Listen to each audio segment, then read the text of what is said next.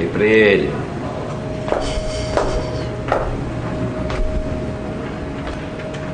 Lalabas ka? Saan ka pupunta? Papahangin lang po, Pa. Magpapahangin ka? Lalabas ka? Pumunta ka kung saan mo gustong pumunta. Pero ito tatandaan mo. Kapag nakipagkita ka kay Joey o hinanap mo si Joey, tandaan mo, hindi lang ikaw malilipitan sa akin, kundi ang abnormal mong kapatid. Ano po ibig sabihin?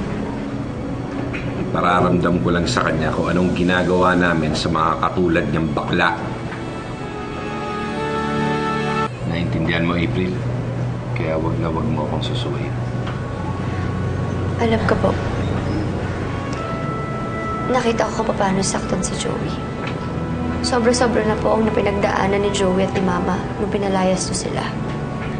Mas pipiliin ko nga pong hindi ko na lang makita si Joey kaysa dun sa nakikita ko sinasaktan niyo siya eh. Ganun naman pala eh. Naiintindihan mo.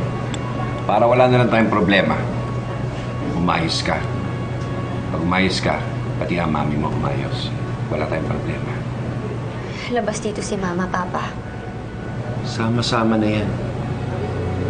Tandaan mo, ang nanay mo, pinaoperahan ko, tinulungan ko siya mabuhay.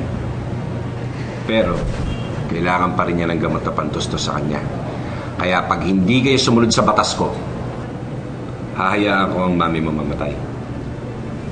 Pagkatapos ikaw, pababayaan kita sa kalsadang mag-isa.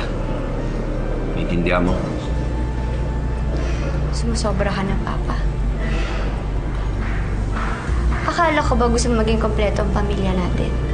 Pero bakit ganyan? Kung takot-takutin mo lang kami, bakit hindi mo na lang kaya kami ikulong kasama ng mga kriminal na hinuli mo?